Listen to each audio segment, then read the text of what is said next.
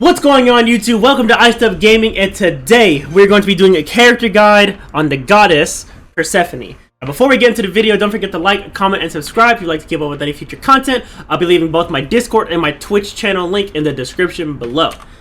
Now, this guide was a special request from one of my Facebook friends from a Smite community that I'm in, and I completely understand why people want to know how to build this character. In all honesty, she's probably still the best mid laner. But she's also one of the most difficult characters in the game. But to be honest, her kit is not that hard to understand. It's just setting it up where the issue can come into play and how to actually build the character. Now, before we get into her best builds, let's go ahead and go over her abilities and explain how her passive works. So first things first, let's go over her passive, Pomegranate Seeds. Persephone gains pomegranate seeds when her harvest plants wither. If she has more than 25 seeds, she can spend these to resist death, continuing to fight at full mana for 8 seconds but dealing 60% reduced damage. This can be cancelled before the revive occurs. Additional seeds are sold when she enters the fountain for 3 gold a seed, and Persephone could hold up to 100 seeds. Now, to really understand how that works, essentially, is that whenever you put a plant down, which we'll go into detail later, whenever it is destroyed or it is used, as you can see from the left side, you gain a seed in the pomegranate. Once that's completely filled, you'll actually resist death. Now, that does not mean it's not going to count towards your KD. When you die, you will still die. However, you can still ult, you can still throw your kit down, and you can still use any you can still use any of the seeds that you have planted beforehand. However, you are going to be dealing a reduced amount of damage, so keep that in mind. So for Persephone's first ability, is known as Bone Rush. Persephone calls forth the skeletal warrior of the underworld. This warrior charges for 35 units or until it becomes into contact with a god. It charges with such force that when it stops, it topples, sending bolts flying forward and damaging enemies in its path. The skull from this warrior flies forward and becomes a harvest skull when it lands. So, basically, this is going to be your go-to clear when you don't have any plants available. However, this is an amazing move because it gives you your second ability without having to have your second ability, which is really strong for her at the early game.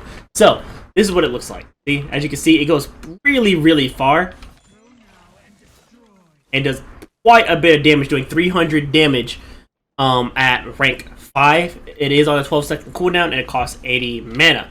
Now, as you can see back here, where the skull landed, the plant is now available, so you can actually basic attack it and get the abilities from the second ability, which we're about to go over now.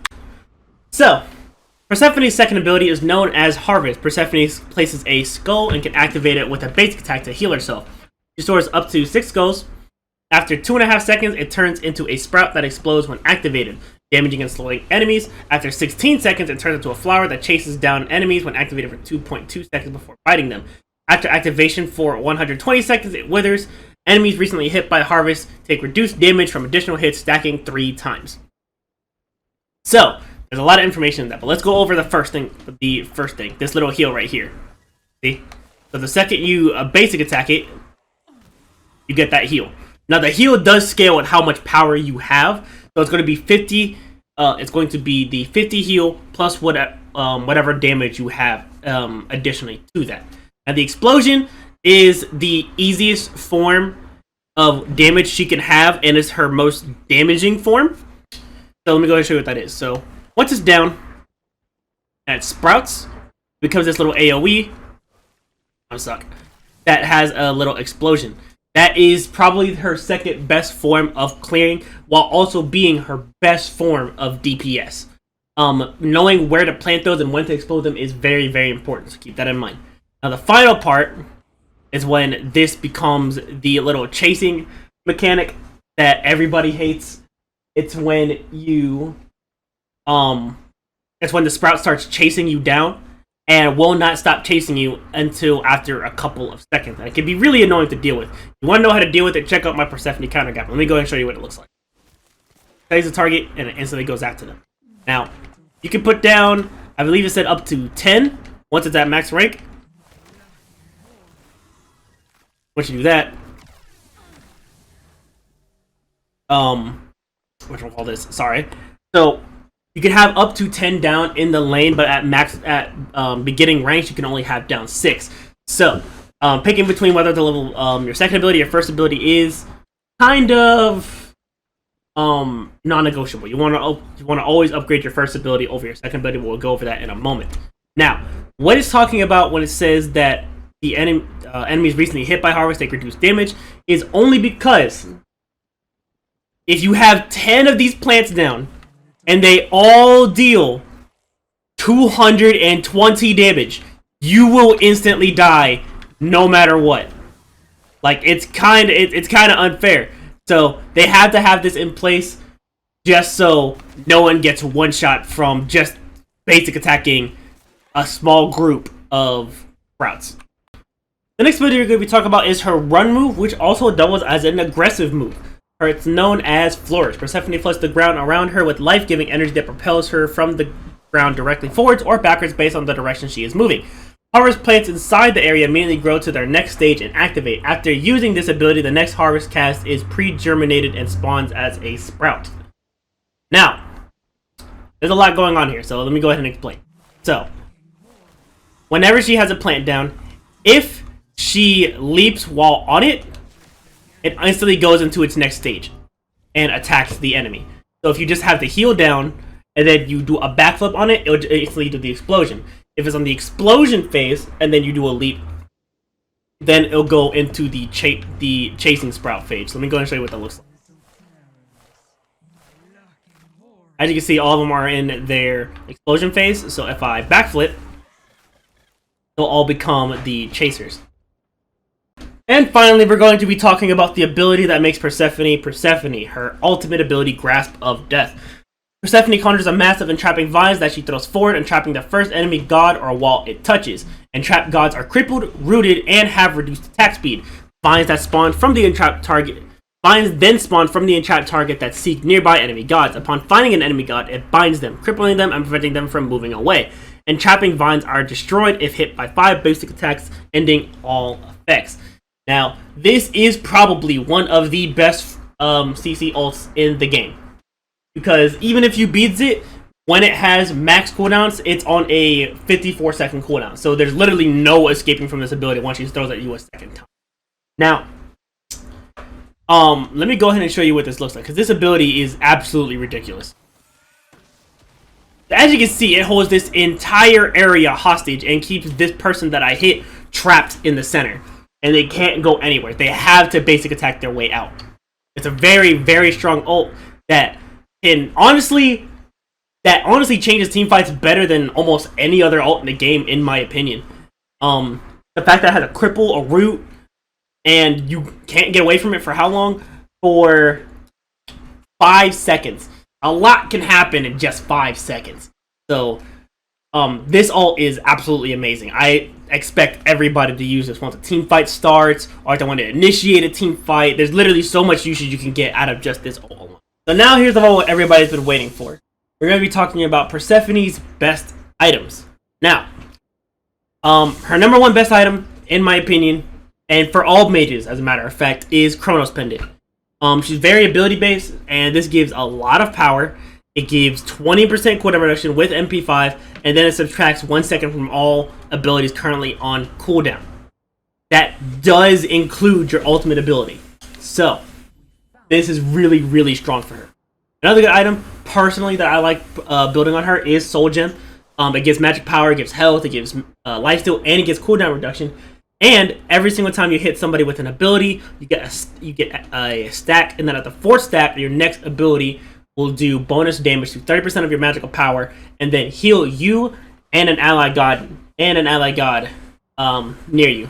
So this is very strong on her because she has so many abilities that she can hit you with, and plus her cooldowns are relatively low with the Chronos Pendant on, with giving cooldowns on top of that, so it's very, very strong. Also, Soul Reaver, very strong on her again. She has plenty of abilities, so she'll get a lot of benefit from having Soul Reaver on. Next, obviously, Spirit of the Magus. Every mage should be building this item. No matter if you're a magical ADC or just ability-based mage, just because it makes all enemies take 7.5% increased damage from all sources for 7 seconds, right? Plus it gives penetration, and it gives 110 magical power. There's no reason for you not to build this, and it's relatively cheap, only being at 25.50. Again, for me, I like building Doom Orb. All the power, the mana, the movement speed, and plus I like using her run move aggressively. So having the extra movement speed is really, really welcome. And then finally, I would also recommend building a Ron's Hootie. It makes them take more damage when they're below 50% health, plus it gives 160 power. So that's always really nice to have on a character. And then the final thing that I would recommend building, if you're looking for a little bit more tank or you're looking for a little bit more 10, Ethereal Staff is also really strong on her. Because her abilities have AoE damage, she can steal health from almost everybody on the field. So Ethereal Staff is a niche item. I wouldn't really build this all the time, but if you're looking just for that little bit of survivability or supporty kind of feel, then Ethereal Staff is a good one. So usually at this point of the video, I talk about the god's game plan. However, Persephone doesn't really have a set game plan. The only thing that can really tell you is know where to put your plants. This is going to be the hardest thing about the god. It's knowing where to position these, because having a Persephone who has good positioning on her plants is terrifying. And a good Persephone will always hit you with a plant in some way, shape, or form. But for the sake of the video, what you're really going to be engaging with is this ability here.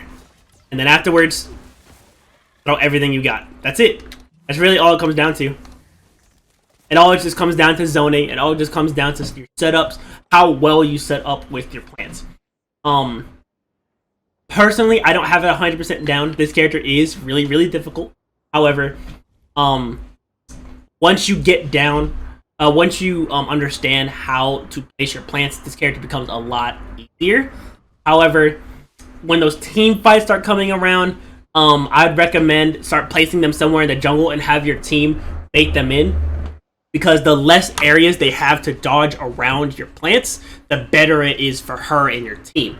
So, if anything, the two main things I would say is learn about your plant placements and try to fight in the jungle as much as possible outside of the laning phase.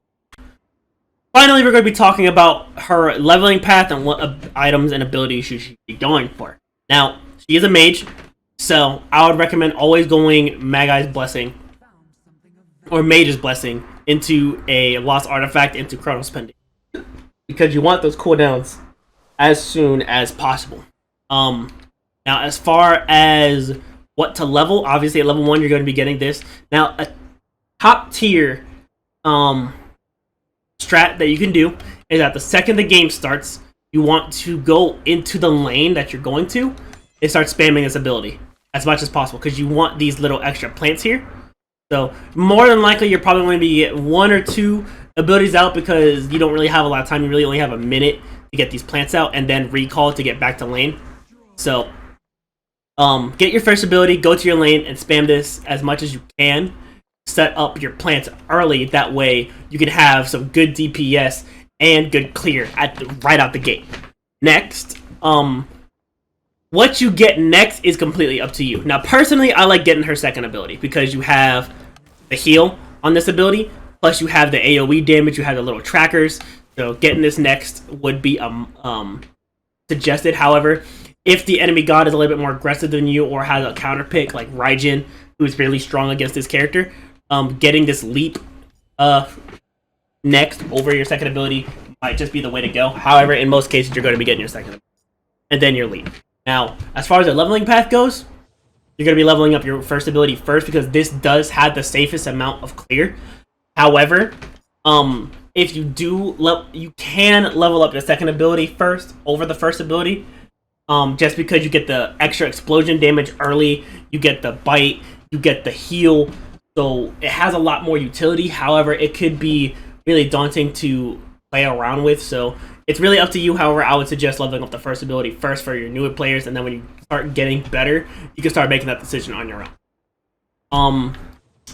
Now for me,